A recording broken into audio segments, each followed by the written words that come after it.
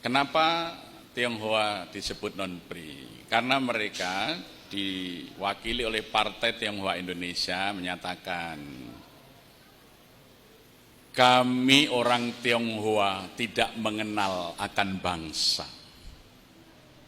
Hati orang Tionghoa itu seluas sungai Yangtze, sungai yang paling luas di seluruh muka bumi. Maka bagi kami tidak ada yang namanya bangsa. Maka sekiranya negara ini merdeka, kami akan menjadi warga negara, tapi tidak menjadi bangsa Indonesia. Dan karena ikatan kami dengan negeri leluhur secara budaya sangat kuat, izinkan kami juga masih mengikatkan diri dengan negeri leluhur itu.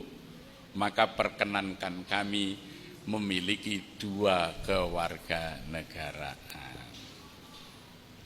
Sementara Partai Arab Indonesia, juru bicaranya Abdurrahman Baswedan bercerita, nenek moyang kami dulu datang dari Hadramaut, tidak membawa istri. Mereka menikah dengan orang-orang pribumi. Kami ini lahir dari laki-laki Arab dan perempuan-perempuan pribumi.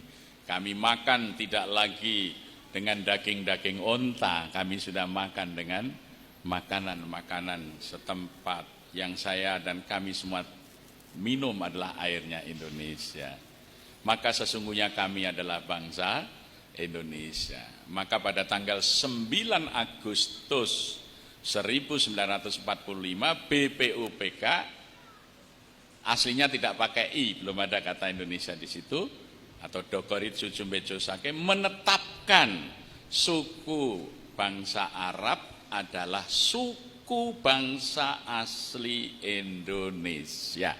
Itu ditetapkan tanggal 9 Agustus 1945 oleh Badan Usaha Persiapan Penyelidik Usaha Persiapan Kemerdekaan Indonesia.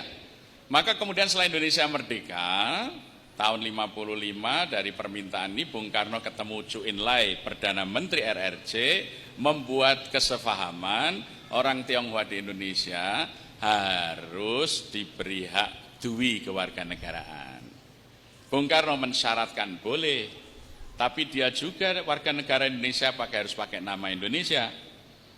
Sebagai warga negara Cina silahkan dia pakai bahasa Cina. Maka dikeluarkan keputusan presiden tahun 55, orang Cina harus memiliki 2 nama.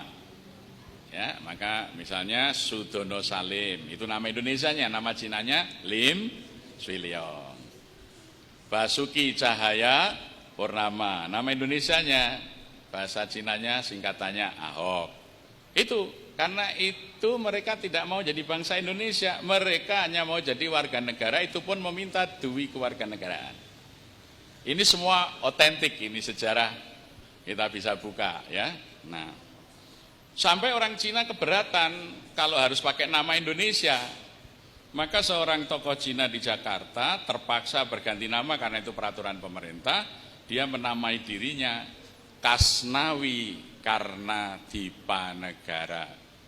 Bekas Cina Betawi, tukar nama karena dipaksa negara. Jadi sebagai kritiknya terhadap keputusan presiden yang harus 2 nama, dia memberi namanya sendiri Kasnawi Karnadipa Negara. Bekas Cina Betawi, tukar nama karena dipaksa negara. Nah, maka muncullah kewarganegaraan untuk Cina itu non-PRI. Kalau Arab PRI karena sudah diputuskan tanggal 9 Agustus 45. Jadi kalau orang mengatakan Anies itu juga non-PRI, dia berarti nggak ngerti pembahasan Undang-Undang Dasar. Ya politisi kok goblok begitu, maaf itu ya. Katanya Soekarnois, nggak tahu bahwa Soekarno itu sudah menetapkan non-PRI dan diberi hak 2 nama. Iki Soekarnois belajar sekolah Pak Karno bakul bakso, bukan Bung Karno pendiri negara.